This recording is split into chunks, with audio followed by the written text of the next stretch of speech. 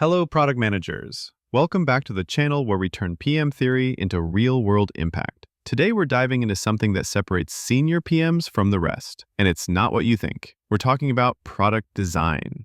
Not the pretty pixels and color schemes, but the strategic process that turns user problems into solutions your engineering team can actually build with confidence. Because here's the truth. Most features fail not because of bad execution, but because teams skip the design phase entirely. Today, we're fixing that. Picture this. Your team just spent 3 months building a feature. It's technically perfect, ships on time, but users don't care. Adoption is terrible. Your engineers are frustrated. Leadership is asking tough questions. Sound familiar? Here's what happened. You jumped straight from problem to solution without doing the work in between. You skipped product design. Most PMs think product design is about making things look pretty. Wrong. Product design is about bridging the gap between insight and impact, between a validated problem and a solution users actually love. And the best part? When you master this process, you'll never ship another feature that flops. Let me show you how. First, let's get clear on what product design actually is. Product design is the structured process of turning user problems into well-scoped, validated solutions that engineering can execute competently. It sits at the intersection of 3 things: user empathy, what's the real problem users face? Business strategy, why does solving this matter for the company? Technical constraints, what's actually possible to build? This is where we ask the big questions. What should we build? Why? How do we know it will work? And here's the key insight. Great product design embraces uncertainty. We explore widely, refine smartly, and align deeply before writing a single line of code. Think of companies like Microsoft, Google, or Spotify. Their features don't succeed by accident. They succeed because of rigorous product design processes that most teams completely skip. The best product teams follow a 3-phase design process. Let me break it down. Phase 1, constrained divergence. This is where we explore what's possible, but with focus. We don't just brainstorm randomly. We generate solutions within real-world constraints. Phase 2, iterative convergence. Here we test, refine, and prioritize the best ideas. We prototype, validate, and narrow down to what's actually worth building. Phase 3, alignment and approval. Finally, we build organizational confidence. We get buy-in from design, engineering, data, and leadership before development starts. Each phase has specific tools, techniques, and outcomes. Skip any phase, and you're setting yourself up for failure. Dive into phase 1, constrained divergence. This is where most teams go wrong. Bad brainstorming looks like this. Hey team, let's think of ideas to improve our user experience. Chaos ensues. You get dozens of disconnected ideas that can't be built or don't solve real problems. Great brainstorming starts with constraints. Before any ideation session, you need to define 3 boundaries. Constraint 1, desirability. What truly solves the user's problem? You need to be crystal clear on who you're solving for and what success looks like from their perspective. Constraint 2, viability. What moves the business forward? Not every good idea is good for the business right now. Which OKRs does this support? What metrics will it move? Constraint 3, feasibility. What can we realistically build? What's our timeline? What are our technical limitations? What's our engineering bandwidth? Here's a real example. Let's say you're working on Microsoft Teams and users struggle to track unread comments in large threads. Your constraints might be: desirability. Must help users quickly identify unread comments with minimal cognitive load. Viability. Must increase daily usage of threaded comments by 15%. Feasibility. Must ship in 3 months using existing notification infrastructure. Now when you brainstorm, every idea has to work within these boundaries. You're not just generating ideas, you're generating viable solutions. The tool I love for this is How Might We questions.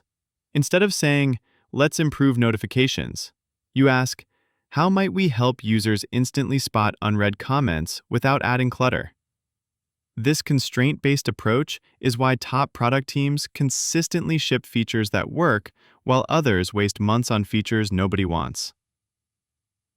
Phase 2, iterative convergence. Phase 2 is where we turn possibilities into precision. You've got dozens of ideas from your constrained brainstorm. Now what? This is where I see PMs make a critical mistake. They pick their favorite idea and run with it. Don't do this. Instead, use structured prioritization. I recommend a 3-layer approach. Layer 1. Theme-level filtering. Group your ideas into themes and ask, does this theme solve a desirable problem? Does it align with business outcomes? Can we build it? Any theme that doesn't hit all three gets deprioritized. Layer 2. Solution-level refinement. Within each strong theme, trim the fat. Remove edge cases, overly complex solutions, or ideas that don't clearly address your constraints. Layer 3. Rice scoring. For your final candidates, use RICE. Reach, impact, confidence, effort. This gives you objective data to compare trade-offs. But here's the secret sauce. Don't just prioritize and build. Prototype first. Create low-fidelity prototypes. These can be paper sketches, wireframes, or basic mock-ups. Test them with users. Get feedback, iterate. The goal isn't to build the perfect prototype. It's to reduce uncertainty before you commit engineering resources. I've seen teams save months of development time by spending 1 week prototyping and discovering their assumptions were wrong. Phase 3. Alignment and approval. Phase 3 is about building organizational confidence. You've got a validated, prioritized solution. Now you need buy-in. This phase is where you collaborate with design, engineering, data, marketing, and leadership to ensure everyone understands the why, agrees on the what, and is clear on the how. Key activities include design reviews with stakeholders, technical feasibility discussions with engineering, success metrics alignment with data teams, go-to-market planning with marketing, leadership sign-off on resource allocation. The output? A clear product requirements document that eliminates late-stage surprises and accelerates development. When done well, this phase builds trust across the organization. When skipped, you get scope creep, misaligned expectations, and finger-pointing when things go wrong. Common mistakes. Before we wrap up, let me save you from the 3 biggest mistakes I see PMs make in product design. Mistake number 1. Being too hands-off. Some PMs think that's the designer's job and provide no input. Result? Misaligned outputs that can't be built or don't solve real problems. Mistake number 2. Being too prescriptive. Other PMs show up with mock-ups and tell designers exactly what to build. This kills creativity and usually leads to suboptimal solutions. Mistake number 3. Skipping validation. Teams fall in love with their first idea and skip prototyping. They build something that works technically but fails with users. The sweet spot? Be the strategic guide. Bring clarity on constraints, co-create solutions, and validate before you build. Lead the process without dominating it. All right, time for your homework. I want you to practice this framework. Step 1. Pick a feature your team is currently building or wants to build. Step 2. Define your 3 constraints: desirability, viability, feasibility. Be specific. Step 3. Run a "How might we" brainstorm session with your team using these constraints. Step 4. Prioritize the top 3 ideas using the layered approach I showed you. Step 5. Create a low-fidelity prototype of your top choice and test it with 3 users. Do this exercise and I guarantee you'll start approaching product design completely differently. Share your results in the comments. I want to see what you discover. Look, product design isn't optional. It's not something you do when you have extra time. It's the foundation of every successful feature. When you master these 3 phases, constrained divergence, iterative convergence, and alignment and approval, you transform from a PM who ships features to a PM who ships impact. Your engineering team will trust you more because you've done the homework.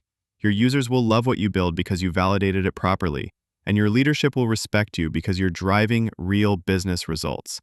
If this framework helped you think differently about product design, hit that like button, subscribe for more deep dive PM frameworks, leave a comment below and let me know what you will like me to cover in the next training. And seriously, try that homework exercise. The best PMs don't just consume content, they apply it. Let me know how it goes in the comments. Until next time, keep building products that matter.